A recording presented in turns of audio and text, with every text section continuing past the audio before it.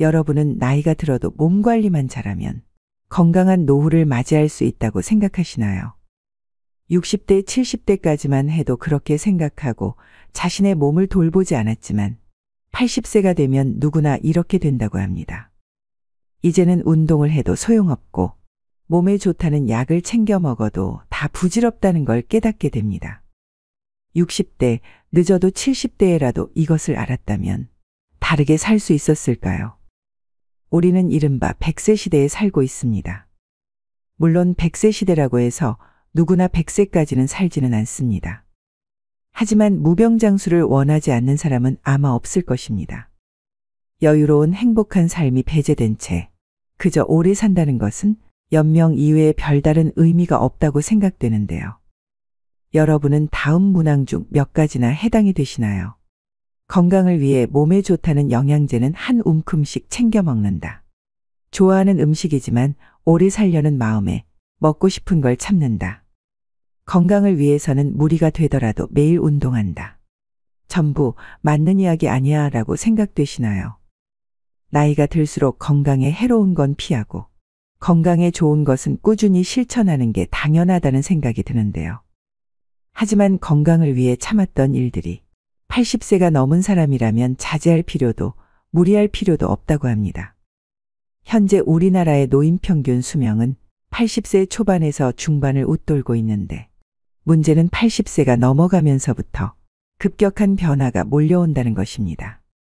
80세 이후는 70대와는 완전히 다릅니다. 어제까지 가능했던 일이 오늘은 안 되는 상황을 수없이 맞닥뜨립니다. 컨디션 난조를 겪는 일도 잦아집니다. 리모컨을 어디에 뒀는지 기억조차 없는 황당한 상황을 자주 겪기도 하는데요. 배우자나 가까운 사람의 죽음을 경험하면서 하루아침에 고독이나 절망에 사로잡힐지도 모릅니다. 순식간에 생로병사의 거대한 벽이 거친 파도처럼 덮쳐오는 것이죠. 이처럼 80세의 거대한 벽을 제대로 넘지 못하면 노년의 생활은 말 그대로 지옥이 되는 겁니다. 반대로 말하면 우리가 이 80세의 벽을 잘 넘게 되면 행복한 20년의 노후를 보낼 수 있다는 얘기이기도 합니다. 여러분은 행복한 노후와 불행한 노후 어느 쪽을 선택하시겠습니까? 그래서 오늘은 먹고 싶은 거 다 먹고 하고 싶은 거 다 하고 살지만 105세의 나이에도 정정한 이씨 할머니에 대한 사연과 80세의 벽을 잘 넘는 방법을 7가지로 나눠서 알려드리겠습니다. 제가 모시고 살라니 이제 고집 좀 그만 피워요. 일 없다. 늙음하게 내가 무슨 호강을 한다고. 아니 대체 혼자 왜 이러고 사시는 거예요? 올해 나이가 105세이신 이씨 할머니의 자식들은 속이 탑니다. 몇 년 전 아버지가 세상을 떠나고 홀로 남은 어머니가 너무 걱정입니다. 그래서 어머니를 모시고 살려고 집까지 새로 구했지만 어머니는 굳이 혼자 살겠다고 하십니다. 매 끼니마다 밥도 안 먹고 돼지고기만 먹고 그리고 건강에도 안 좋은 커피는 왜 이렇게 많이 마셔요? 그러다 진짜 큰일 나요. 그리고 할머니의 식습관도 문제입니다. 할머니는 매일매일 국도 밥도 없이 돼지고기 목살에 파랑 된장을 넣어 푹 삶아서 소금에 찍어 드십니다. 그리고 식후엔 설탕 2스푼 넣은 믹스 커피를 즐기시는데 한두 잔이야 그럴 수 있다 쳐도 이걸 하루에 10잔을 넘게 드십니다. 그러니 자식들이 걱정이 안 될 수가 없죠. 그런데 재미있는 건 할머니가 누구보다 건강하다는 사실이었습니다. 심지어 할머니보다 나이가 25살 어린 80세 딸보다 건강했습니다. 정작 엄마가 걱정이 되어 잔소리하는 딸은 여기저기 몸이 안 좋아서 절뚝이고 다녔지만 할머니는 딱히 아픈 데도 없고 활기가 넘치십니다. 그리고 요즘 할머니는 젊었을 때 못했던 한글 공부를 하십니다. 물론 혼자 독학으로 하셔서 글자가 삐뚤빼뚤이지만 그래도 자신이 좋아하는 노랫가락도 적고 그때그때 떠오르는 말을 메모해 놓습니다. 세상에 올 때 내 맘대로 온 건 아니지만 이 가슴에 꿈도 많았지. 이런 글로 시작하는 일기를 적기도 하십니다. 그렇게 한글 공부가 끝나면 할머니는 또 부지런히 외출을 하십니다. 근처에 있는 놀이터에서 소시적 잘 탔던 그네도 신나게 타시고 공원에 있는 운동기구도 타십니다. 공원에는 다리 운동 기구에 팔 운동 기구까지 없는 게 없습니다. 게다가 그곳에서 운동하러 온 동네 사람들과 이야기를 나눌 수도 있습니다. 단지 할머니가 나이가 많으셔서 다들 자식이나 손주뻘들이 많을 뿐입니다. 그런데 젊은 사람들도 하기 힘든 하체 운동을 105세 할머니가 하는 것을 보고 다들 놀라죠. 그리고 운동을 하고 돌아오는 길에 할머니는 꽃집에 들러 꽃 구경도 합니다. 그리고 집 앞 마당 울타리 아래에 지나가는 사람들 보라고 심을 꽃도 몇 송이 샀습니다. 그리고 하루에 꼭 10시간을 주무시는 할머니는 취침 전에 라디오를 꺼내서 노래를 흥얼흥얼 따라 부르기도 하시면서 잠들기 전까지 즐겁고 행복한 시간을 보냅니다. 그렇게 할머니는 70년을 보낸 정든 집에서 떠나기가 싫습니다. 자식들이 아무리 예쁜 전원주택에서 같이 살자고 해도 관심이 없습니다. 운동할 수 있는 장소가 있고 말동무도 많고 꼬마 친구들도 있는 이 집이 좋습니다. 덕분에 할머니는 100세가 넘은 나이지만 육체적 정신적 건강은 30년이 젊습니다. 100세 시대라는 말이 넘쳐나는 요즘 모든 사람이 이씨 할머니처럼 건강하게 100세를 맞이하는 것은 아닙니다. 현재 남성의 평균 수명은 82세, 여성은 88세입니다. 이 평균 수명은 앞으로 점점 더 증가해서 인생 100년, 100세에 가까워질 것입니다. 그렇지만 아무리 오래 살 수 있다고 해도 건강 수명이 늘지 않으면 누군가의 손길을 필요로 하거나 침대에서 생활해야 하는 기간만 길어질 뿐입니다. 그 기간은 현재 남성이 9년, 여성이 12년입니다. 그렇다면 사연 속 이씨 할머니는 어떻게 105세의 나이에도 저런 건강함을 유지할 수 있을까요? 전문가들 말에 따르면 그 답은 바로 80세를 어떻게 넘기느냐에 달려 있다고 합니다. 80세의 벽을 넘어서는 방법 첫 번째. 먹고 싶은 음식은 다 드셔도 됩니다. 먹고 싶은 음식을 참는 사람이 많습니다. 먹는 양을 줄이고 달고 짠 음식을 피하고 기름진 음식을 삼가는 풍경은 흔한데요. 비만은 건강을 해치고 염분과 당분, 지방은 3대 해악이라는 사고가 사람들의 상식이 되었기 때문입니다. 하지만 과연 그럴까요? 먹고 싶다는 욕구는 몸이 원한다는 뜻이기도 합니다. 고령자는 장기 기능의 저하로 식욕이 증가하는 경우가 있습니다. 예를 들면 염분이 그렇습니다.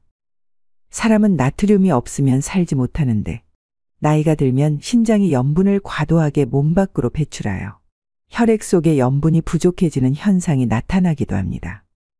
식사량도 마찬가지입니다. 거듭 말하지만 통통한 사람이 장수한다는 데이터는 넘치도록 많은데요. 살집이 있을 때 컨디션이 좋다는 사실을 파악한 몸이 뇌를 통해서 먹고 싶다는 신호를 보내는 것입니다. 확실히 60대 정도까지는 지나친 염분 섭취나 과다한 체중이 건강을 해치는 원인이 되기도 합니다. 하지만 80세를 앞두고 있다면 이러한 상식은 일단 접어두셔야 합니다. 먹고 싶은 음식을 참으며 체중 조절하기는 스스로 수명을 깎는 행위입니다. 물론 억지로 섭취할 필요는 없지만 먹고 싶다 하는 생각이 들면 참지 말고 먹도록 해야 됩니다. 80세가 넘으면 노화에 맞서기보다는 나이듦을 받아들이는 삶이 행복한 길이라고 생각합니다. 85세가 넘어 사망한 사람을 부검하면 대부분 몸에서는 암이, 뇌에서는 알츠하이머형 병변이 발견된다고 합니다. 하지만 생전에 이러한 사실을 몰랐던 사람도 적지 않습니다. 나이가 들면 몸에 여러 개의 병의 씨앗을 지니고 살아갈 수밖에 없습니다. 노년의 삶이란 현실을 그대로 받아들이고 내일 당장 생이 끝난다 해도 후회가 남지 않는 시간을 보내는 것입니다. 그렇기에 식사 참기는 당장 그만두셔야 합니다. 여기서 술이나 담배는요? 라는 질문이 되돌아옵니다. 술이든 담배든 적당히 즐기시면 됩니다. 다만 술 같은 경우엔 연속 음주는 피해야 합니다. 연속 음주란 매일 마신다가 아니라 온종일 마신다입니다. 고령자는 시간이 많아서 종일토록 술을 입에 달고 사는 사람이 있는데 연속 음주만은 절대로 해서는 안 됩니다. 80세의 벽을 넘어서는 방법 두 번째. 자녀에게 돈을 남기지 말고 다 쓰고 죽으세요. 노후의 최고 재산은 추억입니다. 사람은 나이가 들면서 서서히 몸이 약해지고 행동 반경이 좁아집니다. 그리고 마지막에는 침대에서 지내는 날들이 많아집니다. 이때 버팀목이 되어주는 것이 바로 그때 참 즐거웠는데라는 추억들입니다. 만약 여러분에게 물려줄 정도의 자산이 있다면 추억을 만드는 데 쓰거나 자기 행복을 위해 쓰셔야 됩니다. 80세가 넘은 고령자는 지금 당장 병이 들고 움직이지 못하게 된다 해도 전혀 이상할 것이 없습니다. 내일 죽게 될지도 모를 일입니다. 그러니 후회 없는 시간을 보내야 합니다. 재산을 자녀에게 남기기 위해 자신이 하고 싶은 것을 참는다는 것은 본말이 전도된 상황입니다. 자기 자신은 물론 자녀도 불행해집니다. 80세의 벽을 넘어서는 방법 세 번째. 고독을 즐길 수 있어야 됩니다. 고령이 되면 배우자나 친구 등의 죽음에 직면하게 됩니다. 평소 사망한 사람에 대한 의존도가 높았을수록 상실감도 더 큽니다. 이럴 때는 어떻게 해야 할까요? 마음을 단단히 먹는 수밖에 없습니다. 냉정하게 들릴지 모르지만 죽은 사람은 살아 돌아오지 않습니다. 그렇다면 새로운 만남을 추구하거나 고독은 편한 것이라고 발상을 전환하여 새로운 즐거움을 찾는 수밖에 없습니다. 젊은 세대의 사람의 의외의 힌트가 있습니다. 요즘 젊은 사람 중에는 결혼이나 연애를 하기보다는 종일 게임을 하거나 스마트폰을 들여다보며 지내는 사람이 많은데요. 즉, 마음 편한 고독을 즐기는 것입니다. 외롭다라고 생각하면 마음이 괴롭지만 고독은 자유다라고 발상을 바꾸면 뜻밖의 즐거움을 발견할 수 있습니다. 제가 아는 고령의 지인은 아내가 사망한 후에 넷플릭스라는 온라인 동영상 서비스를 이용하기 시작했습니다. 그분은 다 보지 못할 정도로 영상이 많아서 시간이 순식간에 지나간다. 아내가 무엇을 보고 싶어 하는지 신경 쓰지 않아도 된다. 보고 싶을 때 보고 자고 싶을 때 자니 마음이 편해서 좋다라고 말합니다. 80세의 벽을 넘어서는 방법 네 번째. 궁합이 맞지 않는 의사는 피하고 나만의 명의를 찾아야 됩니다. 의사를 선택할 때는 환자와의 궁합도 중요합니다. 80세를 맞이하는 고령자에게 병원과 의사는 매우 가까운 존재인데요.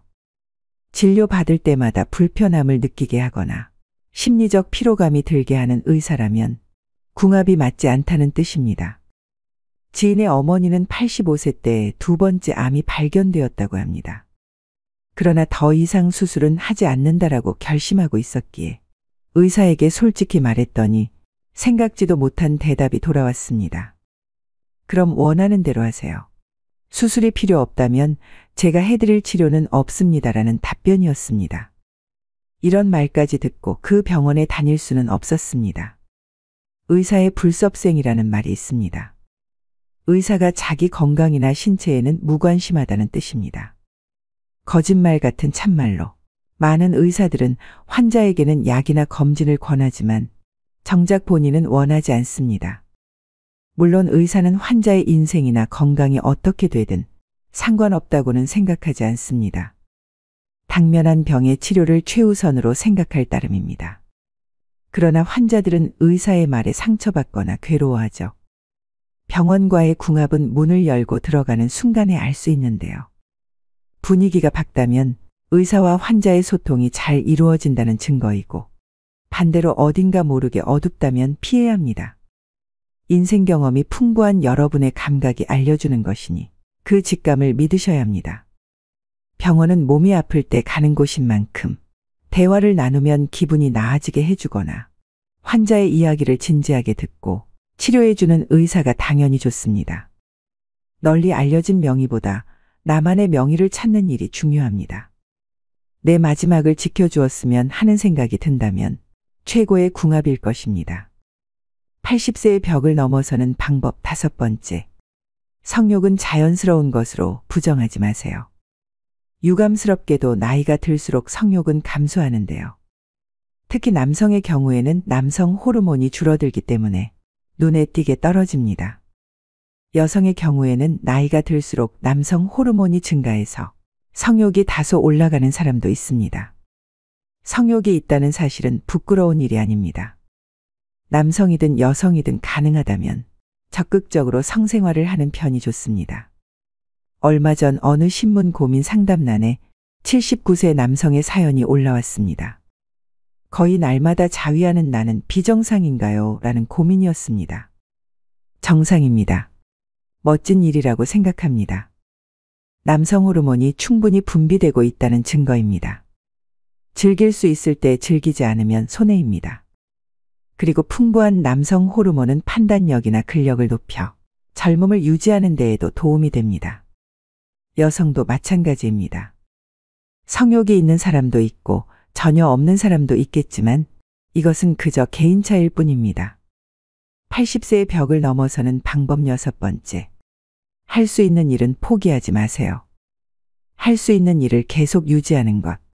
그 중에서도 으뜸은 운동입니다. 운동이 필요하다는 사실은 살면서 지금까지 귀에 딱지가 앉을 정도로 들었으니 충분히 이해할 것입니다. 하지만 그래도 하지 않는 사람이 있는가 하면 좋다고 해서 운동을 지나치게 하는 사람도 있습니다. 둘 다 바람직하지 않습니다. 적절한 운동을 기억하셔야 합니다. 과도한 운동은 체내의 활성산소를 과도하게 만들어 몸을 산화시킵니다.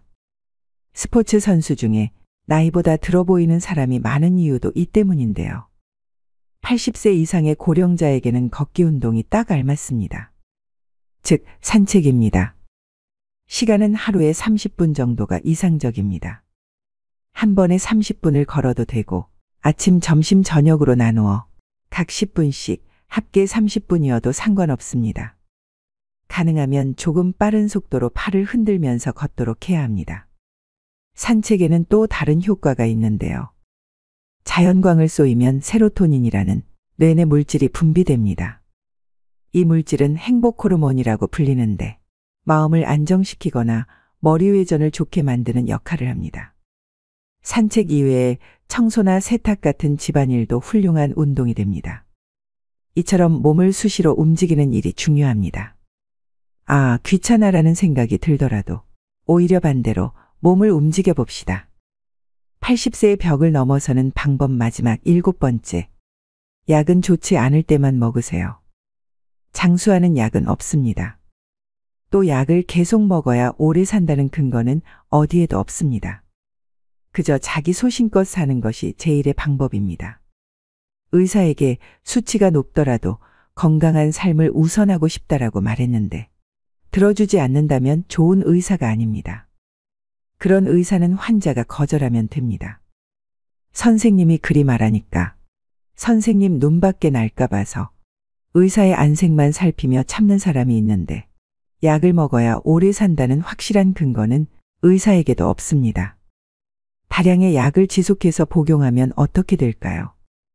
당연히 몸에 큰 부담을 줍니다. 왜냐하면 약은 독이기도 하기 때문입니다. 특히 고령자일수록 많은 약을 함께 쓰면 문제가 됩니다. 본래 약이란 몸이 좋지 않을 때 치료를 위해 먹는 것입니다. 오늘날에는 오래 살려고 약을 먹는 사람이 많지만 관련된 근거에 대한 조사나 연구는 제대로 이루어지지 않고 있습니다.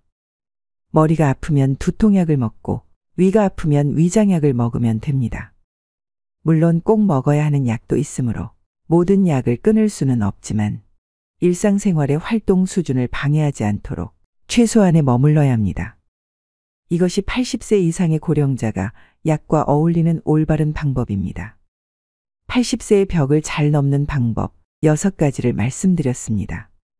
지금까지의 인생은 하루하루가 바쁘고 무언가에 쫓기듯 살아오셨을 겁니다. 하지만 80세부터는 다릅니다. 천천히 하루를 살아도 됩니다. 좋아하는 일을 하고 싫어하는 일은 하지 않는 것. 이것은 80세가 넘은 고령자의 기본 자세입니다. 사실은 하고 싶은데 참는다 혹은 사실은 하기 싫은데 참는다와 같은 태도는 지금 당장 그만두시길 권합니다. 80대는 어느 날 갑자기 움직이지 못하게 될 위험을 항상 안고 있기 때문입니다. 그때 할 걸 그랬다라고 후회하는 일이 없도록 해야 됩니다. 목표와 기한을 정할 필요도 없습니다. 마음 흐르는 대로 그렇게 하루하루 알차게 평온한 나날을 보내며 나도 모르는 사이에 80세의 벽을 넘어서는 것이 이상적인 방법입니다. 오늘도 노후의 지혜와 함께 해주셔서 감사드립니다. 황금빛으로 무르익어가는 여러분의 지혜로운 인생을 언제나 응원합니다. 인생이 잘 풀리고 운이 열리는 얼굴이 되기 위해서는 반드시 이것을 알아야 합니다. 젊은 시절 아무리 부와 권세를 누렸어도 말년이 불행하면 의미가 없습니다. 젊어서 고생은 사서도 한다고 했지만 노년 시절 궁핍함은 인생에서 꼭 피해야 하는 세 가지 중 하나로 꼽히는데요. 특히 노년기에 오는 건강과 직결돼 있기 때문에 더욱 그렇습니다. 젊은 시절 한나라를 쥐락펴락하다시피 했으나 말년운이 좋지 않은 사례를 보면서 더욱 나의 말년운에 관심이 갑니다. 여러분, 보통 정해진 사주팔자는 바꿀 수 없다고 하지만 관상은 예외라는 것 아시나요? 관상학에 따르면 인상을 바꿀 수 있다고 하는데요. 말년운이 좋은 관상은 따로 있다고 하지만 혹 그렇게 생기지 않았더라도 너무 걱정 안 하셔도 됩니다. 말년운이 좋아지는 얼굴로 만들면 됩니다. 그래서 오늘은 불을 불러오는 관상 만드는 방법과 말년운이 좋은 관상은 어떤 특징이 있는지 살펴보겠습니다. 지금이라도 내 얼굴을 짚어보시고 오늘부터라도 말년운을 관리하시길 바랍니다. 말년복을 불러오는 관상 만드는 방법 첫 번째, 윤기 있는 피부입니다. 굳이 관상이 아니더라도 인상학적으로도 얼굴에 윤기가 있으면 훨씬 젊어 보인다고 하는데요. 얼굴이 푸석푸석하고 윤기가 없고 늘어지거나 피곤해 보인다면 사람들이 좋아할 리가 없겠죠.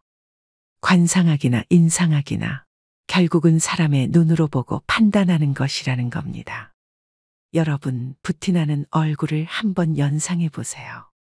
앞서 말씀드린 푸석푸석한 피부, 피곤해 보이는 윤기 없는 얼굴을 가진 사람과 매칭이 되시나요? 관상학적으로도 얼굴에 윤이 나지 않는다면 절대 성공할 수 없다라고 말을 하고 있습니다. 일반적으로 성공한 연예인들을 TV에서 보면 얼굴에 윤이 반들반들하죠. 성공한 부자들, 유명한 정치인들도 예외가 아닙니다. 피부가 반들반들 하다못해 빛이 반사될 정도입니다. 타고난 자기 얼굴을 어떻게 관리하느냐에 따라 운명은 확 달라집니다. 사람의 생김새는 취향에 따라 분명 차이가 납니다. 이목구비가 그리 조화롭지 못해도 하지만 얼굴에 윤기가 나면 잘생기거나 예뻐 보이기까지 합니다. 심리학에서는 첫인상 효과라는 것이 있는데요. 어떻게든 남에게 나의 이미지를 좋게 심어주는 것은 중요한 일입니다. 하여 첫인상을 좋게 만드는 최고의 수단이 바로 윤이 나는 피부를 만드는 것입니다. 두 번째는 생기 있는 얼굴입니다. 지인을 만나면 이런 말 한 번씩 하시죠. 무슨 일 있어? 얼굴이 왜 이렇게 힘들어 보여? 얼굴이 폈네. 무슨 좋은 일 있어? 이렇게 얼굴에는 우리의 마음이 다 드러나게 됩니다. 또 사람을 보고 끼가 많아 보인다거나 공부를 잘하게 생겼다거나 착해 보인다거나 이건 역시 얼굴로 그 사람을 판단하는 것입니다. 그렇다면 마음이 활기차고 자신감이 있다면 이 또한 얼굴에 반드시 나타나게 되겠죠. 이처럼 상학에서도 생기가 있는 얼굴, 사기가 있는 얼굴이라고 구분하는 것입니다.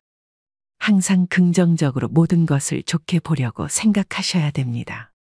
얼굴이 푹 사가 있는 사람과 친해지고 싶은 사람은 아마 없을 것입니다. 운은 항상 자신의 마음에 의해 만들어지고 이 마음은 좋은 운이 생성될 때 가장 먼저 얼굴에 나타난다 하여 상학에서는 운이 다해지는 사람, 운이 하강하는 사람, 죽음의 그림자가 드리워지는 사람은 미간과 이마, 광대가 탁해진다고 하고 운이 살아나고 번영할 사람은 그곳에서 빛이 난다고 합니다. 되도록 나쁜 마음을 떨쳐버리셔야 이렇게 얼굴에 생기가 생겨 여러분의 운이 트이게 되는 것입니다. 세 번째는 미간을 피셔야 합니다. 관상학에서 미간은 행운이 들어오는 통로라고 했습니다. 미간을 찡그리면 대문을 잠그는 것과 같아 행운이 들어오지를 못합니다. 미간에 주름이 있다면 아침에 일어나서 엄지손가락으로 미간을 문질러 펴줘야 합니다. 그러면 뭉쳐진 근육이 풀리면서 어느 순간 미간이 환하게 펴지게 됩니다. 또한 근본적으로 미간을 펴는 가장 좋은 방법은 웃는 것입니다. 긍정적인 생각과 좋은 행동을 하면 자연히 미간이 펴집니다. 사소한 일이라도 즐거움을 부여해 웃으셔야 됩니다. 또 항상 상대에게 은은한 미소를 띄우셔야 됩니다. 심리학적으로도 웃음을 띤 얼굴이 그렇지 않은 얼굴보다 호감도가 훨씬 뛰어나다고 수도 없이 발표되었는데요. 이것이 운을 얻는 최고의 수단입니다. 즉 미간을 펴야 인생도 펴집니다. 네 번째는 입꼬리를 올리셔야 됩니다. 입은 모든 물길이 모이는 바다이고 입술은 바닷물을 가두는 제방이라고 했습니다. 이런 제방은 물보다 높이가 높아야 합니다. 입꼬리가 위로 향하는 것은 제방이 물보다 높아 물이 넘쳐나지 않는 것과 같습니다. 반면 입꼬리가 처지면 제방이 터져 물이 넘쳐 흐르는 것과 같지요. 평소 좋은 생각을 하고 자주 웃으면 볼 근육이 발달해 양쪽 입꼬리가 위로 올라가게 돼 있습니다. 반면 부정적인 생각과 우울한 마음을 가지면 볼 근육 대신 이마와 미간에 부정적인 근육이 발달하게 됩니다. 따라서 입꼬리가 처지고 이마와 미간에 주름이 생겨 부정적인 사람이 됩니다. 입꼬리를 올리면 행운을 머금고 있어 행운이 빠져나가지 못하게 됩니다. 말년운을 부르는 관상 만드는 방법 4가지를 말씀드렸습니다.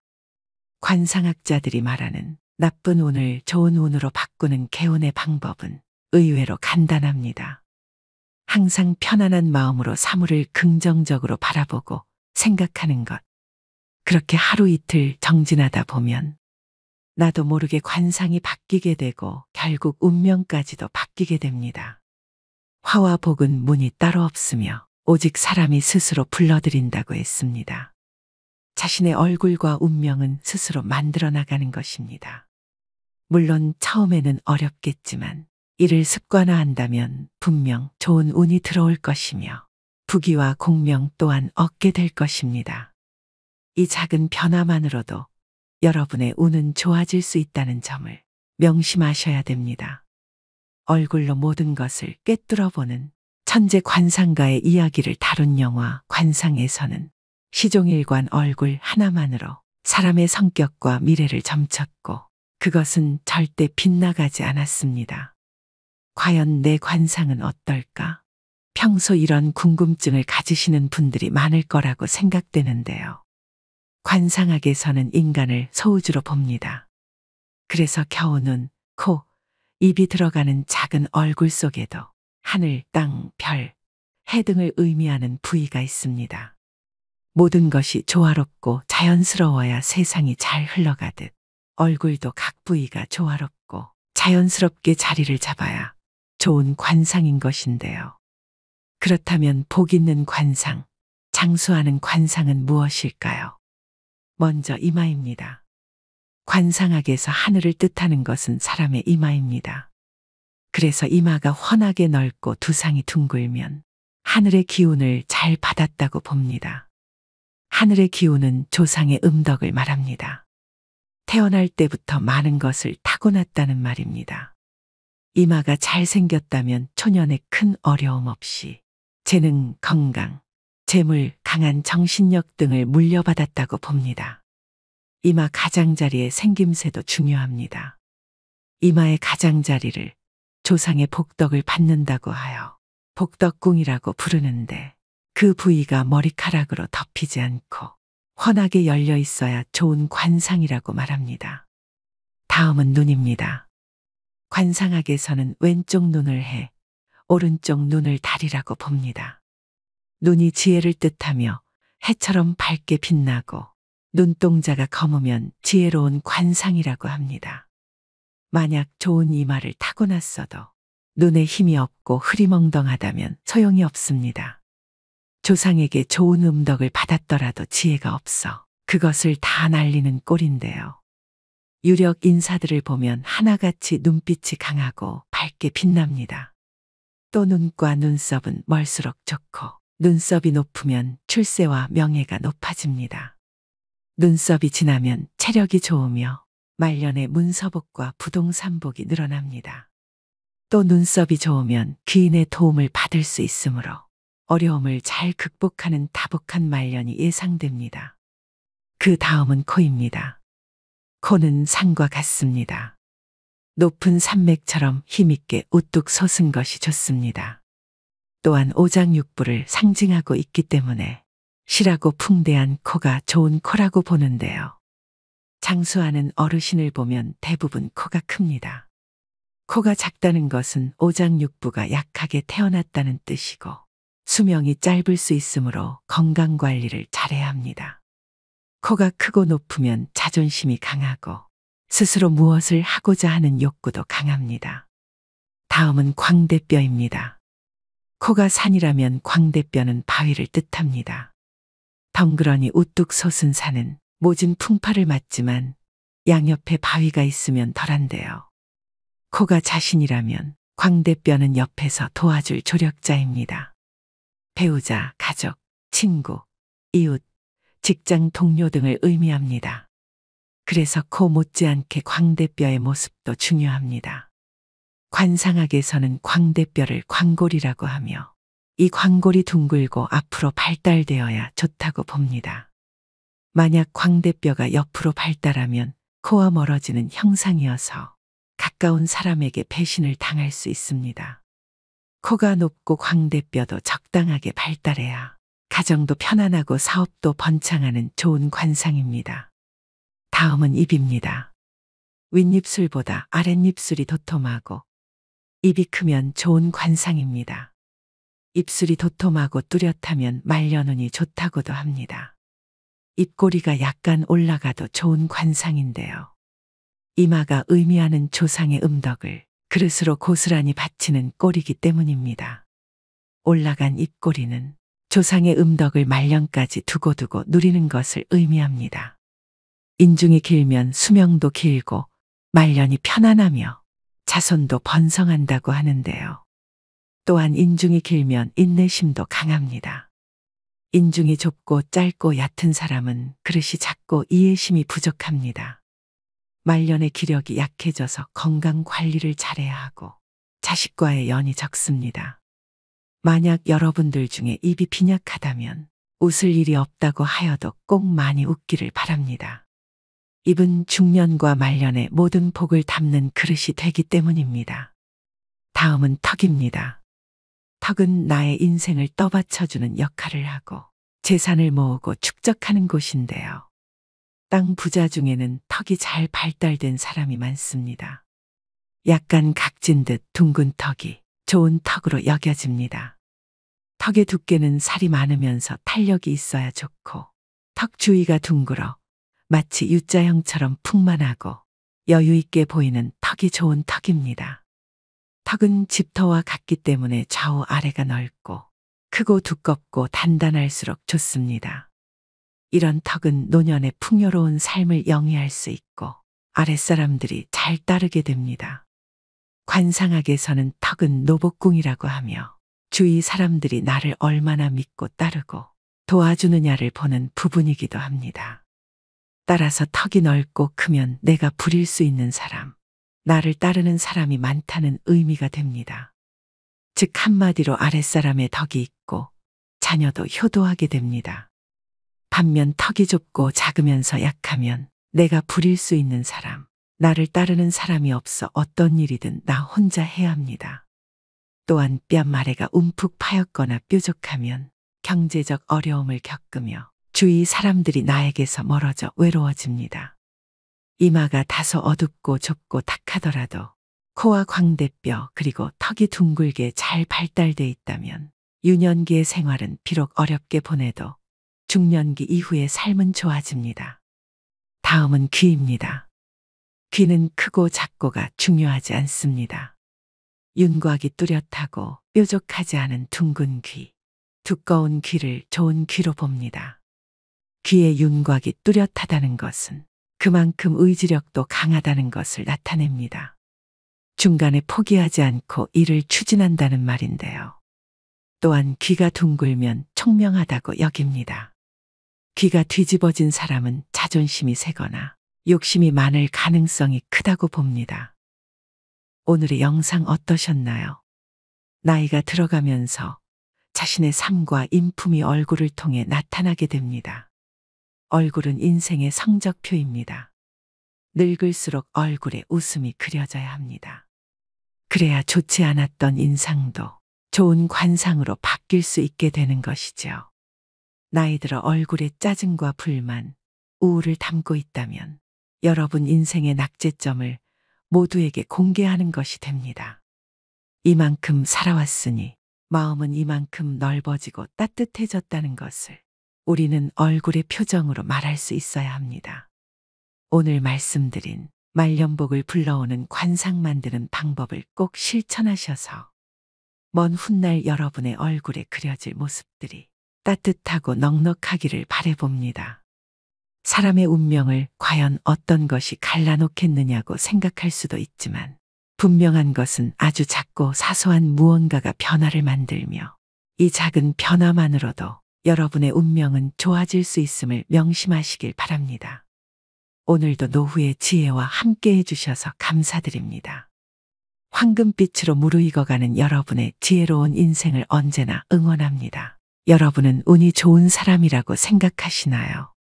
나는 늘 운이 좋다라고 생각하는 분들도 있을 것이고 뭘 해도 잘 안 풀리고 운이 없다라는 생각이 드는 분도 계실 텐데요.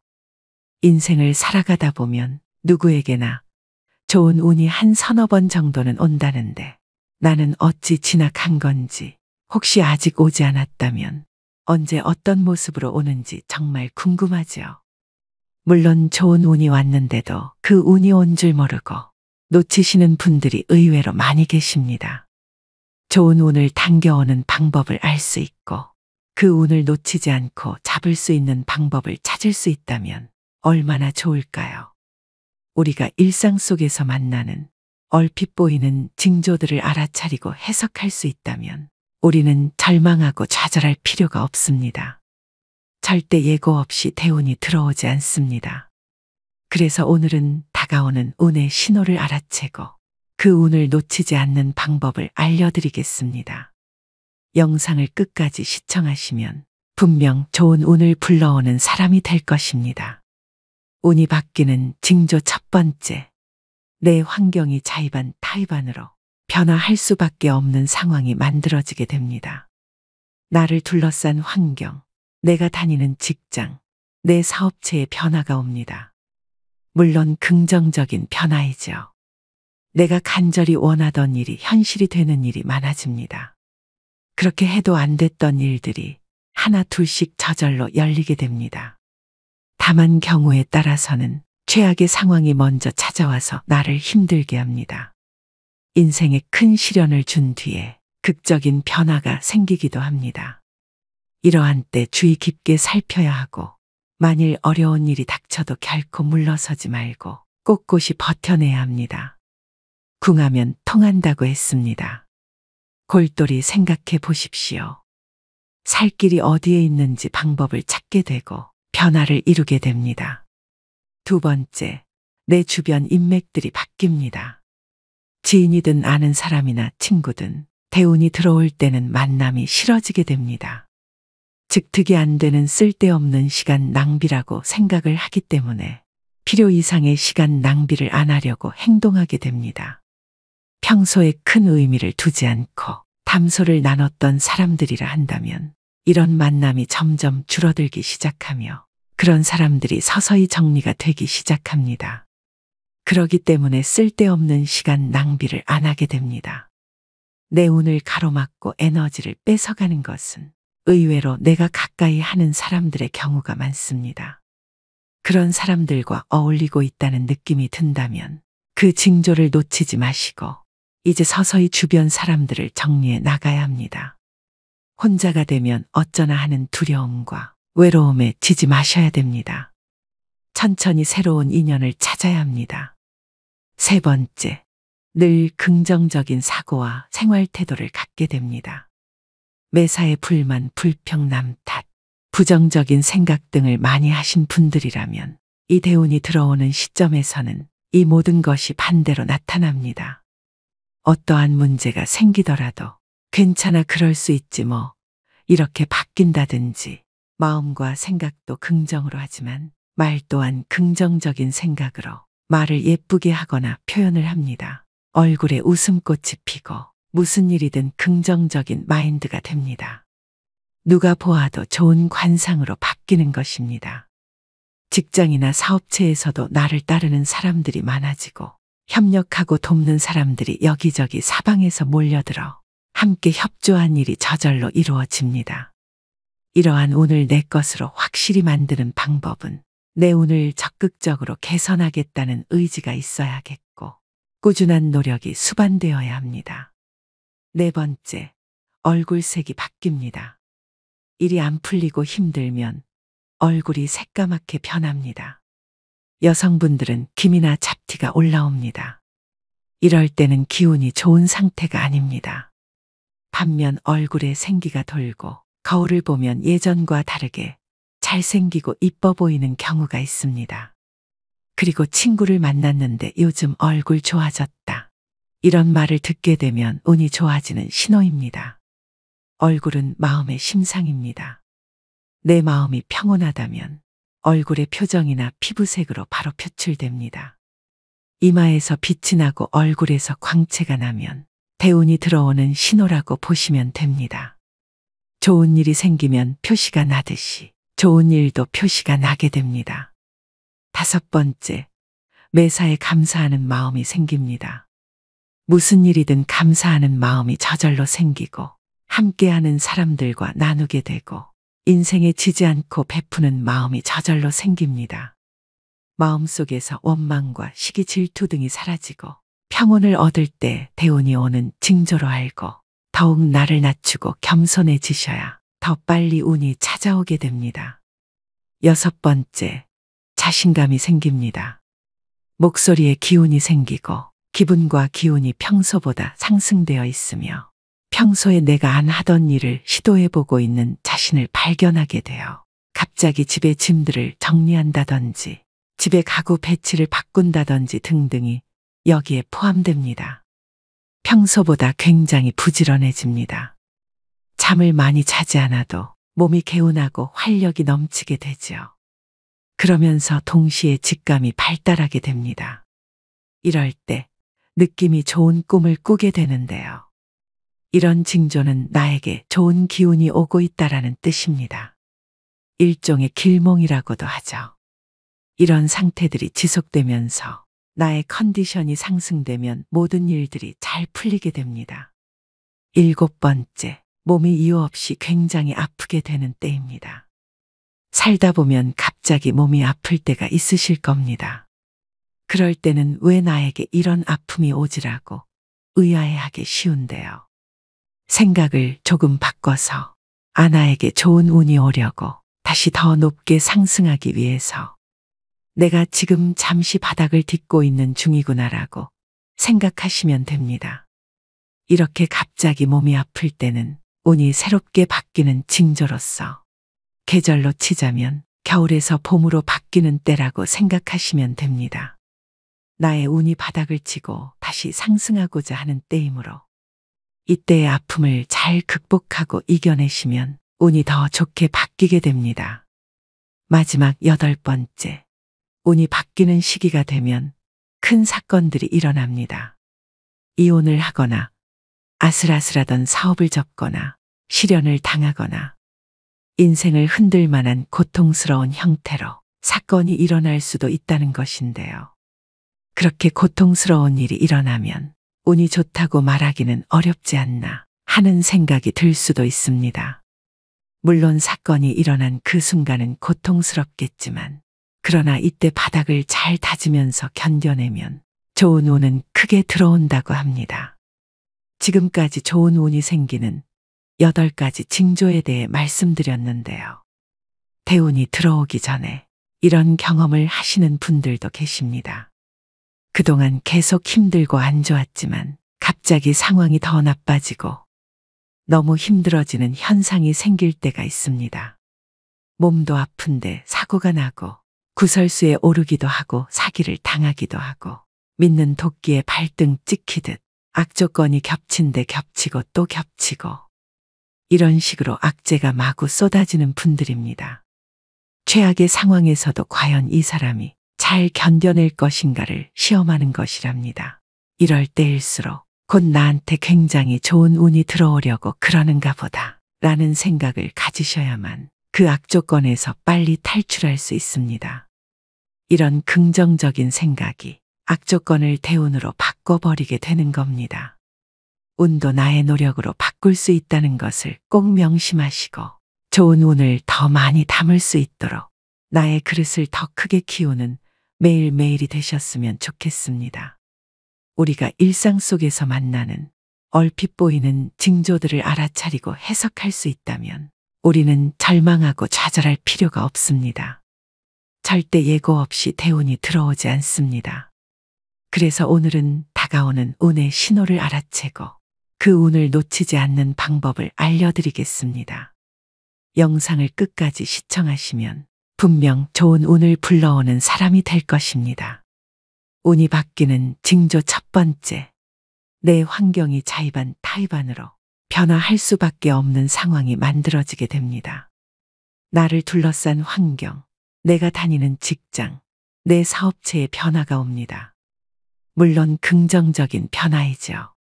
내가 간절히 원하던 일이 현실이 되는 일이 많아집니다. 그렇게 해도 안 됐던 일들이 하나 둘씩 저절로 열리게 됩니다. 다만 경우에 따라서는 최악의 상황이 먼저 찾아와서 나를 힘들게 합니다. 인생에 큰 시련을 준 뒤에 극적인 변화가 생기기도 합니다. 이러한 때 주의 깊게 살펴야 하고 만일 어려운 일이 닥쳐도 결코 물러서지 말고 꼿꼿이 버텨내야 합니다. 궁하면 통한다고 했습니다. 골똘히 생각해 보십시오. 살 길이 어디에 있는지 방법을 찾게 되고 변화를 이루게 됩니다. 두 번째, 내 주변 인맥들이 바뀝니다. 지인이든 아는 사람이나 친구든 대운이 들어올 때는 만남이 싫어지게 됩니다. 즉 득이 안 되는 쓸데없는 시간 낭비라고 생각을 하기 때문에 필요 이상의 시간 낭비를 안 하려고 행동하게 됩니다. 평소에 큰 의미를 두지 않고 담소를 나눴던 사람들이라 한다면 이런 만남이 점점 줄어들기 시작하며 그런 사람들이 서서히 정리가 되기 시작합니다. 그러기 때문에 쓸데없는 시간 낭비를 안 하게 됩니다. 내 운을 가로막고 에너지를 뺏어가는 것은 의외로 내가 가까이 하는 사람들의 경우가 많습니다. 그런 사람들과 어울리고 있다는 느낌이 든다면 그 징조를 놓치지 마시고 이제 서서히 주변 사람들을 정리해 나가야 합니다. 혼자가 되면 어쩌나 하는 두려움과 외로움에 지지 마셔야 됩니다. 천천히 새로운 인연을 찾아야 합니다. 세 번째, 늘 긍정적인 사고와 생활 태도를 갖게 됩니다. 매사에 불만, 불평, 남 탓, 부정적인 생각 등을 많이 하신 분들이라면 이 대운이 들어오는 시점에서는 이 모든 것이 반대로 나타납니다. 어떠한 문제가 생기더라도 괜찮아 그럴 수 있지 뭐 이렇게 바뀐다든지 마음과 생각도 긍정으로 하지만 말 또한 긍정적인 생각으로 말을 예쁘게 하거나 표현을 합니다. 얼굴에 웃음꽃이 피고 무슨 일이든 긍정적인 마인드가 됩니다. 누가 보아도 좋은 관상으로 바뀌는 것입니다. 직장이나 사업체에서도 나를 따르는 사람들이 많아지고 협력하고 돕는 사람들이 여기저기 사방에서 몰려들어 함께 협조한 일이 저절로 이루어집니다. 이러한 운을 내 것으로 확실히 만드는 방법은 내 운을 적극적으로 개선하겠다는 의지가 있어야겠고 꾸준한 노력이 수반되어야 합니다. 네 번째, 얼굴색이 바뀝니다. 일이 안 풀리고 힘들면 얼굴이 새까맣게 변합니다. 여성분들은 기미나 잡티가 올라옵니다. 이럴 때는 기운이 좋은 상태가 아닙니다. 반면 얼굴에 생기가 돌고 거울을 보면 예전과 다르게 잘생기고 이뻐 보이는 경우가 있습니다. 그리고 친구를 만났는데 요즘 얼굴 좋아졌다. 이런 말을 듣게 되면 운이 좋아지는 신호입니다. 얼굴은 마음의 심상입니다. 내 마음이 평온하다면 얼굴의 표정이나 피부색으로 바로 표출됩니다. 이마에서 빛이 나고 얼굴에서 광채가 나면 대운이 들어오는 신호라고 보시면 됩니다. 좋은 일이 생기면 표시가 나듯이 좋은 일도 표시가 나게 됩니다. 5번째, 매사에 감사하는 마음이 생깁니다. 무슨 일이든 감사하는 마음이 저절로 생기고 함께하는 사람들과 나누게 되고 인생에 지지 않고 베푸는 마음이 저절로 생깁니다. 마음속에서 원망과 시기 질투 등이 사라지고 평온을 얻을 때 대운이 오는 징조로 알고 더욱 나를 낮추고 겸손해지셔야 더 빨리 운이 찾아오게 됩니다. 6번째, 자신감이 생깁니다. 목소리에 기운이 생기고 기분과 기운이 평소보다 상승되어 있으며 평소에 내가 안 하던 일을 시도해보고 있는 자신을 발견하게 되어 갑자기 집에 짐들을 정리한다든지 집에 가구 배치를 바꾼다든지 등등이 여기에 포함됩니다. 평소보다 굉장히 부지런해집니다. 잠을 많이 자지 않아도 몸이 개운하고 활력이 넘치게 되지요. 그러면서 동시에 직감이 발달하게 됩니다. 이럴 때 느낌이 좋은 꿈을 꾸게 되는데요. 이런 징조는 나에게 좋은 기운이 오고 있다라는 뜻입니다. 일종의 길몽이라고도 하죠. 이런 상태들이 지속되면서 나의 컨디션이 상승되면 모든 일들이 잘 풀리게 됩니다. 7번째, 몸이 이유 없이 굉장히 아프게 되는 때입니다. 살다 보면 갑자기 몸이 아플 때가 있으실 겁니다. 그럴 때는 왜 나에게 이런 아픔이 오지라고 의아해하기 쉬운데요. 생각을 조금 바꿔서 나에게 좋은 운이 오려고 다시 더 높게 상승하기 위해서 내가 지금 잠시 바닥을 딛고 있는 중이구나라고 생각하시면 됩니다. 이렇게 갑자기 몸이 아플 때는 운이 새롭게 바뀌는 징조로서 계절로 치자면 겨울에서 봄으로 바뀌는 때라고 생각하시면 됩니다. 나의 운이 바닥을 치고 다시 상승하고자 하는 때이므로 이때의 아픔을 잘 극복하고 이겨내시면 운이 더 좋게 바뀌게 됩니다. 마지막 8번째, 운이 바뀌는 시기가 되면 큰 사건들이 일어납니다. 이혼을 하거나 아슬아슬하던 사업을 접거나 실연을 당하거나 인생을 흔들 만한 고통스러운 형태로 사건이 일어날 수도 있다는 것인데요. 그렇게 고통스러운 일이 일어나면 운이 좋다고 말하기는 어렵지 않나 하는 생각이 들 수도 있습니다. 물론 사건이 일어난 그 순간은 고통스럽겠지만 그러나 이때 바닥을 잘 다지면서 견뎌내면 좋은 운은 크게 들어온다고 합니다. 지금까지 좋은 운이 생기는 8가지 징조에 대해 말씀드렸는데요. 대운이 들어오기 전에 이런 경험을 하시는 분들도 계십니다. 그동안 계속 힘들고 안 좋았지만 갑자기 상황이 더 나빠지고 너무 힘들어지는 현상이 생길 때가 있습니다. 몸도 아픈데 사고가 나고 구설수에 오르기도 하고 사기를 당하기도 하고 믿는 도끼에 발등 찍히듯 악조건이 겹친 데 겹치고 또 겹치고 이런 식으로 악재가 마구 쏟아지는 분들입니다. 최악의 상황에서도 과연 이 사람이 잘 견뎌낼 것인가를 시험하는 것이랍니다. 이럴 때일수록 곧 나한테 굉장히 좋은 운이 들어오려고 그러는가 보다 라는 생각을 가지셔야만 그 악조건에서 빨리 탈출할 수 있습니다. 이런 긍정적인 생각이 악조건을 대운으로 바꿔버리게 되는 겁니다. 운도 나의 노력으로 바꿀 수 있다는 것을 꼭 명심하시고 좋은 운을 더 많이 담을 수 있도록 나의 그릇을 더 크게 키우는 매일매일이 되셨으면 좋겠습니다. 오늘도 노후의 지혜와 함께 해주셔서 감사드립니다. 황금빛으로 무르익어가는 여러분의 지혜로운 인생을 언제나 응원합니다.